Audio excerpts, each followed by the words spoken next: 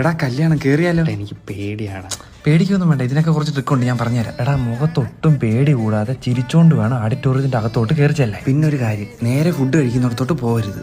കുറച്ച് യൂത്ത് പിള്ളേരെ കണ്ടുപിടിച്ച് അവരുടെ കൂടെ പോയങ്ങിരിക്കണം. പ്രായമായവരുടെ മുമ്പിൽ പോയി പെടാതെ മാക്സിമം നോക്കണം. പിന്നെ 100 കൂട്ടം ചോദ്യങ്ങളായിരിക്കും. പിന്നെ നമ്മൾ ഫുഡ് കഴിക്കാൻ പോകുന്ന എൻട്രൻസും എക്സിറ്റും ആദ്യം തന്നെ അങ്ങ് നോക്കി വെക്കണം. മാക്സിമം ആദ്യത്തെ പന്തി തന്നെ ഫുഡ് കഴിക്കാൻ നോക്കണം. കൂടുതൽ വെയിറ്റ് ചെയ്താൽ പിടിക്കപ്പെടാനുള്ള സാധ്യത കൂടും. ഇവിടെ എല്ലാം നമ്മുടെ മുഖത്തൊരു ചിരി വേണം. ഭയവും ടെൻഷനും നമ്മളെ അപകടത്തിലാക്കും. കഴിക്കുന്ന ടൈമിൽ വേറെ ആരെയും മൈൻഡ് ചെയ്യരുത്.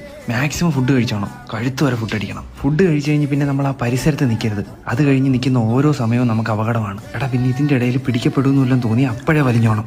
ഇനിയിപ്പോൾ എന്നെ ആരെങ്കിലും പിടിച്ചാൽ തന്നെ നീ അങ്ങ് വലിഞ്ഞോണം. എന്തോട്ടോ അവിടെ പ്രശ്നം?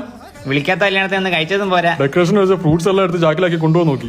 ഈ പൊട്ടനെയാണ് ഞാൻ ഇത്രയും പഠിപ്പിച്ചത്. ഇനി ഇവിടെ നിന്നാ എനിക്ക് പ്രശ്നമാണ്. ഇനി എന്നെ ആര് കാണണമെന്ന് ഞാൻ തീരുമാനിക്കും.